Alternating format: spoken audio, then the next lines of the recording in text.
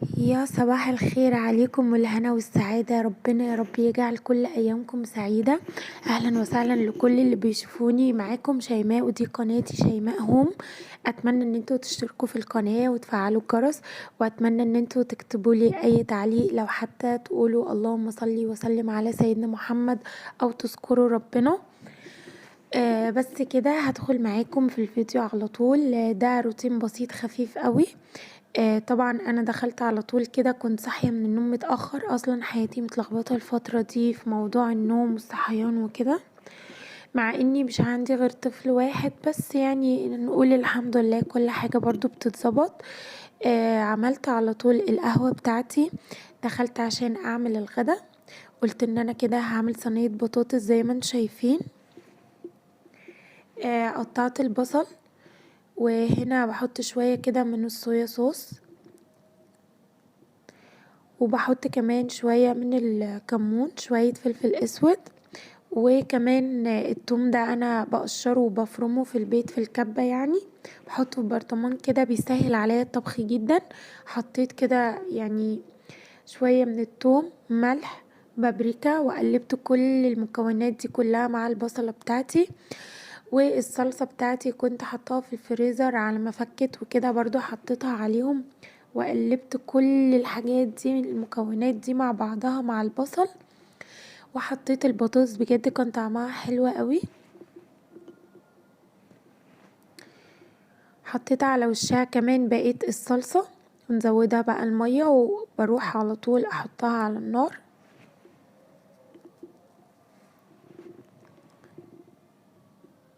قلت ان انا اعمل غدا سريع عشان كنت نازلة في اليوم ده، بحب كمان احط على وش البطاطس كده سمنة، وكنت في اليوم ده كمان بغسل وبنشر. وطبعا بقطع كده الفيديو، مثلا اروح اكمل الصلاة بتاعتي او اصلي مثلا الصلاة اللي اذنت وكده، وبرجع اكمل تاني مثلا على ما الاكل يستوي، بشرب القهوة، بعمل اي حاجة تانية. فبقول لكم ان انا خلاص هروح اسويها كده. بعد كده بقى جبت الحل عشان اعمل شوية ملوخية. هنا بس كان الفيديو بتاعي بيقطع كده، يعني كنت بظبط الستاند وبحطه على عند البوتاجاز. المهم قولولي لأي حد بيشوفني، بتشوفوني منين؟ قولولي اي حاجة في تعليقات يعني.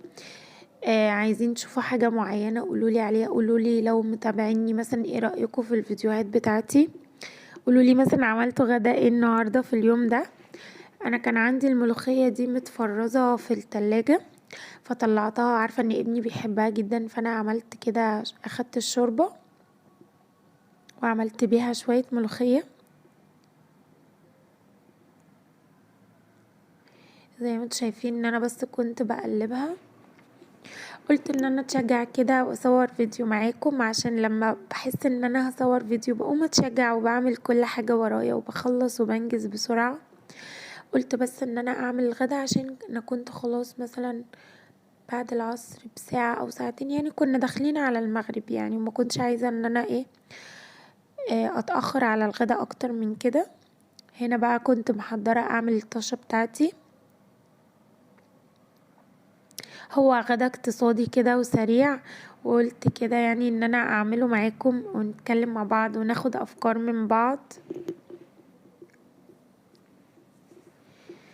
فعايزة اقول لكم ان الملوخية دي عشق. انا ابني من وهو لسه بيبي صغير كده، اول ما بدأ ياكل كنت بطعمه كده من الملوخية، فكان بيحبها قوي. كنت في بلد كده فيها فلاحين، يعني البلد بتاعت باباه، فكان بجد بيحب الملوخية. فدلوقتي اول ما يعرف ان في ملوخية بيبقى مبسوط. هو اصلا عنده 5 سنين. ربنا يا رب يبارك في اولادكم ويبارك فيه ويهديه، ادعوله. هنا عملت الطشة، كان واقف جنبي بيقول لي ماما يلا انا عايز اكل ملوخية. فقلت له ماشي، هو اسمه ادم. فقلت له يا ادم هعملها حاضر وهتاكل منها. اصلا مش قادره اقول لكم الملوخيه دي فضلت عندنا تقريبا 3 ايام، وكان كل مره اصلا بياكل منها.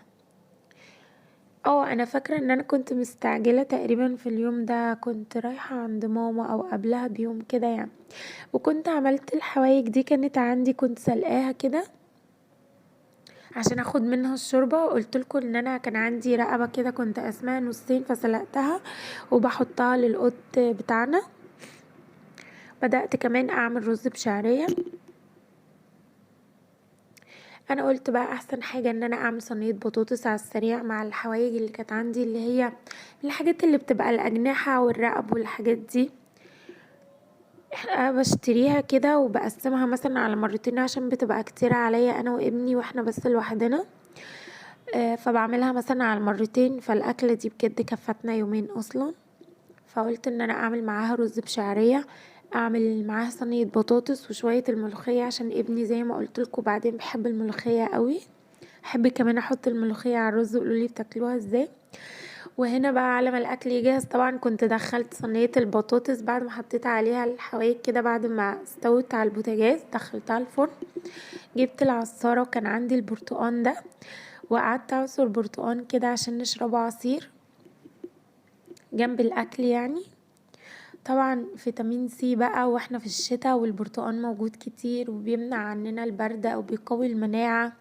فيتامين سي مهم قوي. في ناس كتير بتقول ان انتي مثلا لو بتاكلي اكل او خضار او كده اشربي مثلا معاه في عصير برتقان او حطي ليمون مع الاكل بتاعك يعني. طبعا الكوبايات دي طلعتها من النيش يعني مش هستخسر في نفسنا حاجة وهنفضل راكنين الحاجة. لا انا بصراحة كنت الاول بقول محدش يقرب من النيش وانا مش بقرب منه، بس لا عادي بستخدم الحاجة يعني احنا مش هنركنها.